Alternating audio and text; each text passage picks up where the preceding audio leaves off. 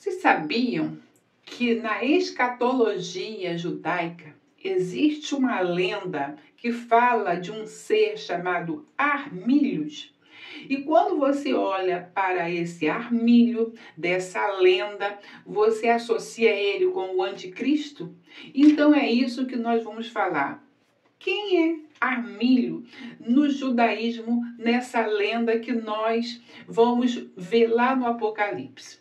Vamos para o vídeo de hoje. Olá, queridos amigos, sejam muito bem-vindos ao nosso canal Rasgando o Véu. Para quem não me conhece ainda, eu sou a Cláudia Barros. Vamos saber hoje quem é Armílios na lenda da escatologia judaica, né? Vamos dizer assim.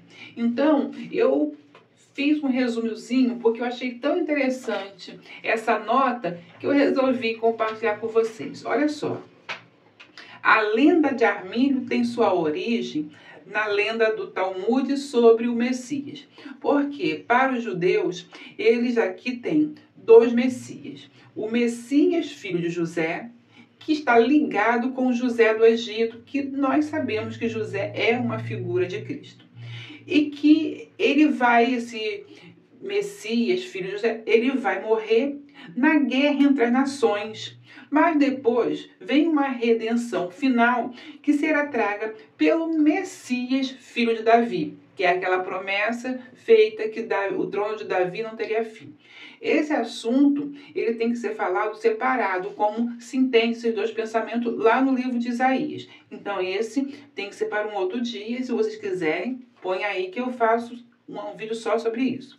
Então Armílio é uma figura lendária para o judaísmo, que representa para nós o anticristo no cristianismo. Reconhecido hoje no Apocalipse. Satanás Armílios também é assim chamado. Para os cristãos, ele é o anticristo. Alguns dizem que esse nome faz referência a Rômulo, fundador de Roma, Remo. Outros dizem que esse conhecimento, essa lenda, eles trazem esse nome Armílios de um deus persa do mal. E já há outros que dizem que isso vem do grego, que quer dizer Arprimã, que quer dizer Arquimã, que também se refere a Armílios. E isso tudo, esse pensamento que Armílio é esse ser do mal, surge da dor que os judeus têm contra todas as nações que vêm oprimindo e foram oprimindo os judeus. Então, eles dizem que vem desse sentimento. Olha só, eu vou até ler aqui. A dor dos judeus de várias derrotas dos impérios e a destruição do templo está conectado com Armílio, um detentor do poder diabólico. Olha só como vai fazendo sentido para nós esse ser. Ele vai crescendo e tomando forma de maneira que nós encaixamos com o anticristo. Mas recentemente, na Midrashim, o exato de Armílios é explicado com mais detalhes. Então lá está toda a lenda, e é uma lenda mesmo, é bem místico, contando sobre esse ser. Armílios enganará o mundo inteiro que acreditará que ele é Deus e reinará sobre o mundo inteiro. Ele virá com 10 reis e juntos lutarão por Jerusalém. Armílio matará Neemias, que é o Messias, filho de José. E muitos justos também com ele. Israel será banido para o deserto por Armílios, e será o tempo da pior angústia e de dor. Fome, judeus expulsos de suas terras pelos gentios, e eles se esconderão. Olha só onde eles vão se esconder. Nas cavernas e torres. Armílios conquistará Jerusalém e Antioquia e se tornará o chefe da idolatria mundial. E os gentios servirão e adorarão Armílios em toda a sua idolatria. E aí eles dizem que não termina aí. Aí vem um finzinho. Isso aqui é o resumo que eu fiz para você entender quem é Armílios e a concepção de Armílios. Aí no final ele diz assim, Deus vai guerrear contra o exército de Armílio, que seria Gog e Magog, e todo esse exército e todos os inimigos de Judá perecerão no vale de Arbel. Mas haverá livramento para Israel, e o reino dos céus se espalhará por toda a terra.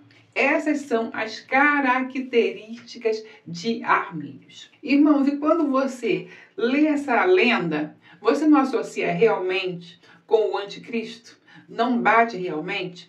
Eu fiquei aqui parada quando conta que Armílio vai derrotar os judeus, eles serão expulsos para o deserto, onde eles vão ficar em cavernas e em torres se escondendo. E diz que será um tempo de grande fome.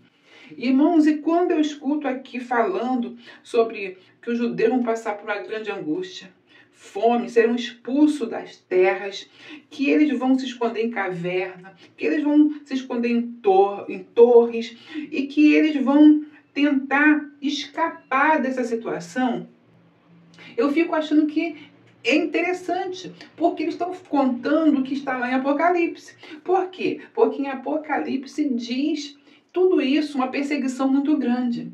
E tudo isso eles dizem, Jerusalém será tomada. Isso é contado pelos profetas. Os profetas dizem que Jerusalém será tomada. E aqui bate também que Jerusalém será tomada e os judeus vão escapar para o deserto. E, irmãos, eu já escutei assim off alguns judeus falando, e aí eu não sei até onde é verdade, até onde não é, como se trata isso, mas vamos entender o que se fala, que há no deserto preparações. Então eles dizem que no deserto já há algo preparado, que há estoque de água e comida. Como, Cláudio? Eu não sei. Mas se tem um grupo que acredita nisso aqui, eles vão se preparar, porque eles sabem que uma hora Jerusalém será invadida, e isso é certo, pelos profetas é dito. Mas que eles têm se preparado para esse momento, se preparado para uma fuga, que há água, que há comida no deserto, para um final como esse que está dito aqui nessa lenda.